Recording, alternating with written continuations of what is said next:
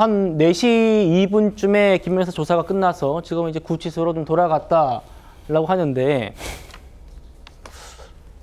모르겠어요. 오늘 김건희 여사에게 정작 뭐 집사나 법사 얘기는 물어보질 않았답니다. 어떻게 좀 봐야 됩니까?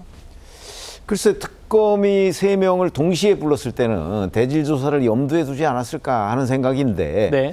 아마 기본적으로는 이제 본인들이 원하지 않았을 가능성도 있고요. 그리고 아마 그런 걸 물어볼 정도로 이 집사 게이트 의혹이 있는 김혜성 씨에 대한 조사는 진전이 안 됐을 수도 있고, 뭐 정확한 상황은 알기 어렵습니다만은 어쨌든 김건희 여사는 지금 오늘도 진술을 거부했다고 하죠. 이렇게 보면 어차피 지금 김건희 특검이라고 하는 데에서 뭐 진술한 것이 특검이 어느 방향으로 이걸 몰고 갈 것이다. 아마 김건희 여사 측은 그렇게 생각을 하고 있는 것 같아요. 네. 그러니까 여기서 뭐 이런저런 여러 가지 얘기를 해봤자 그런 것들이 본인의 뭐 죄를 경감한다든가 하는데 전혀 도움이 되지 않고 어차피 이거는 나중에 기소되고 뭐 재판까지 이제 갈 것이 너무나 확실해졌기 때문에 네. 여기서 전략을 차라리 진술 거부 쪽으로 해서 법원에 가서 유무죄를 다투는 쪽으로 아마 이렇게 방향을 정한 것이 아닌가 싶습니다. 예, 김건희 특검 수사에서 결정적인 전환점이 된 게 바로 이분 서희건설 이봉관 회장의 자수서입니다. 이 자수서에 정말 많은 내용이 담겨 있는 것 같습니다. 이번에는 이 회장이 김건희 여사가 자신을 서울 삼청동에 있는 대통령 안전가옥 안가로 불렀다는 내용을 적었다는 겁니다. 설주환 변호사님. 네.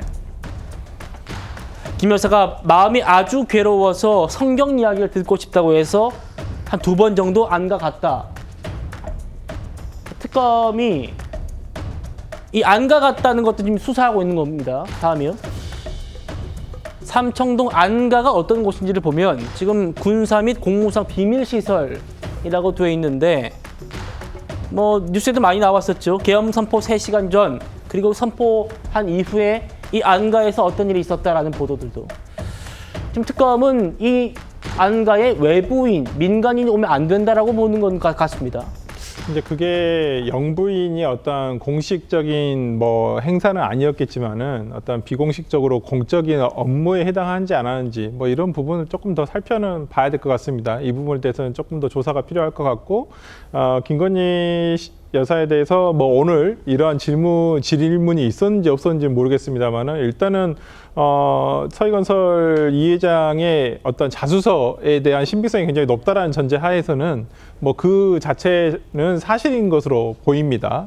그런데 이것을 형사적으로 어떤 책임을 묻기 위한 부분에 있어서는 좀 다른 부분, 그러니까 당시에 영부인의 뭐 일정표라든지 어떤 이런 주변인 수사 또는 주변 증거에 대한 확보를 통해서 입증을 해야 되지 않을까라는 생각이 듭니다. 아마 지금 특검은 어찌됐든 간에 모든 혐의에 대해서 기소를 할 예정으로 보이기 때문에 이러한 부분도 아마 지금 기소가 나중엔 되지 않을까라는 생각이 좀 듭니다. 알겠습니다.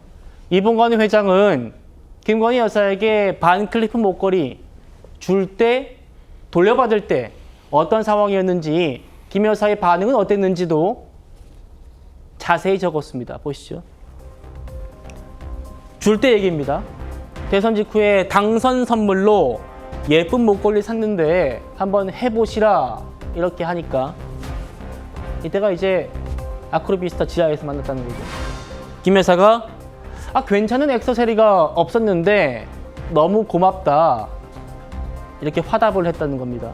김건희 여사의 반응이 처음 나온 거죠. 다음이요. 이번엔 돌려받을 때 얘기입니다. 나를 믿지 못해가지고 선물을 돌려주는 건가 싶은 걱정이 들었다.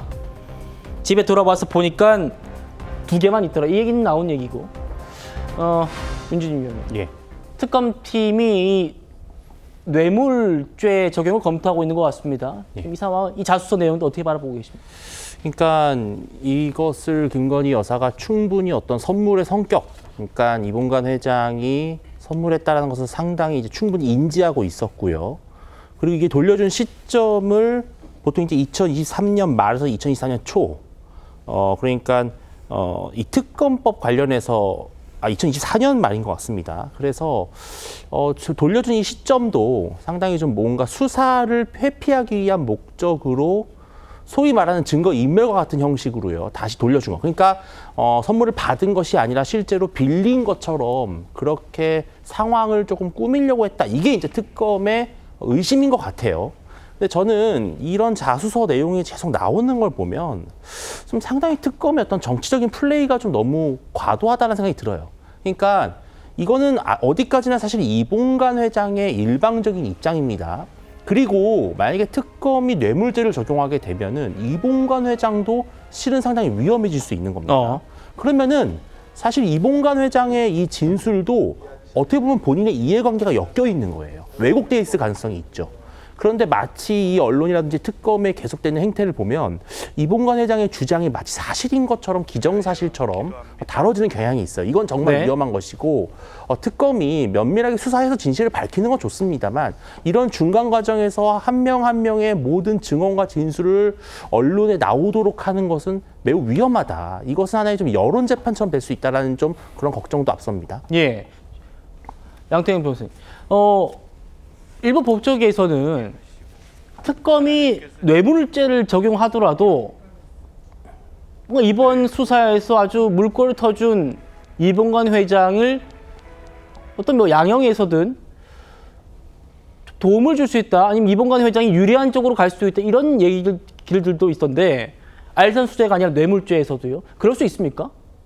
네, 그럴 수 있습니다. 이제 뭐 일단 자수 같은 경우에는 이제 그 형법상 이제 임의적 감면 사유, 그러니까 형을 줄여주거나 시켜줄 수 있는 이제 효과가 있기 때문에 아마 그런 걸 노리고 아마 이봉관 회장이 아마 당연히 이제 뭐 변호사들이나 변호인들과 상의를 해서 작성한 자수서로 보이고요. 그렇겠죠. 왜냐하면 이미 서해건설 압수수색된 이후에 어느 정도 이제 수사를 피할 수 없다는 걸 직감을 하고 제출한 걸로 보이기 때문에 아마 이제 법적인 검토가 어느 정도 된 이후에 굉장히 치밀하게 좀 계산된 자수서라고 생각을 하고요.